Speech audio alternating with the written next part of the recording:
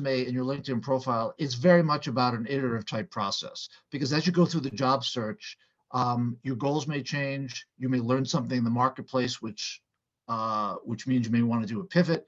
So changing your resume, being flexible with your LinkedIn profile is really important. The LinkedIn profile is about keyword search optimization. So I don't think you may not have heard of this example, but I had a client that has very much been on the development side of things at a major investment bank, but he's got a sales bent to himself. So we've been talking about a position that involves more of a pre-sale position. Well, he sort of discovered the pre-sale position about halfway through the process of my working with him. So what are we doing? We're going back and we're basically redoing his resume. We're redoing the keywords that are on his LinkedIn profile. And there's 4 sections of your LinkedIn profile where you need keywords. That's the headline section right below your name. It's the about section. It's your experience section. And finally, it's your skills and endorsements section. So as your job search evolves, if you don't find one within a week, then your material should evolve with it.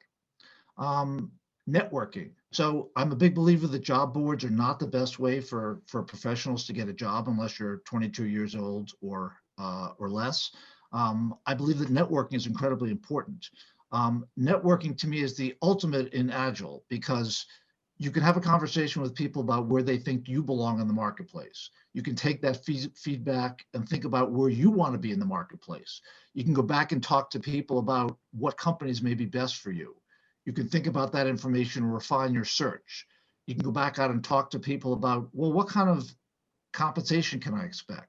So at every single stage of this idea of networking, you can get smarter and smarter and smarter about the process, and the process will be a lot faster. I teach my clients how to get networking calls, and I'll say, hey, I really want you to have 10 networking calls with the big 4 technology companies here in the United States. And my clients are always nervous about the first couple of calls. Well, after the 3rd call, it becomes very natural, and the 4th call. And you use the information from the first 2 calls to ask smarter questions on the next call. By the time you have 10 calls, this client, we happen to have put together a strategy where I wanted them to have 10 calls to learn a whole bunch of information. By the time the client went through 5 calls, they had so much more information. By the time they went through 7 calls, by the time they went through 10 calls. So this whole iterative process of learning more and more and more on how you can satisfy your goals is so important. I don't care if your goals are money. I don't care if it's work-life balance, the size of the company you're looking for. All of this information is available to you via networking and via LinkedIn. We're not going to talk about the actual mechanics of that, but it absolutely is available.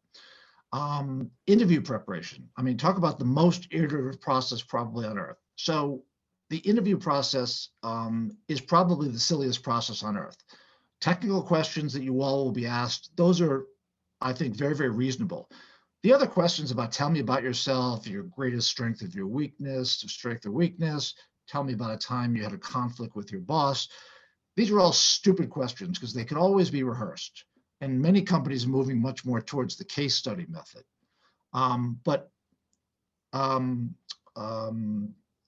Holding aside the case study, you can prepare for these kind of interviews.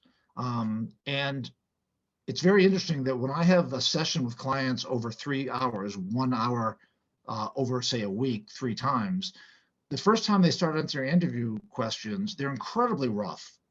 Sometimes a client will answer an interview question for 5 minutes when they should be at 2 minutes. I'll give them some feedback. Then they'll come back and instead of 5 minutes, they'll be down to 4 minutes.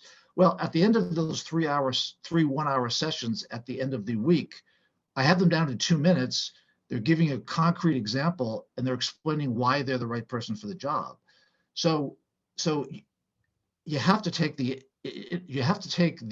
advice of somebody who's trying to help you in terms of really nailing down your interview strategy, and the idea about constantly getting feedback and using other people to help you, whether you use a career coach, whether you use a friend, whatever it is.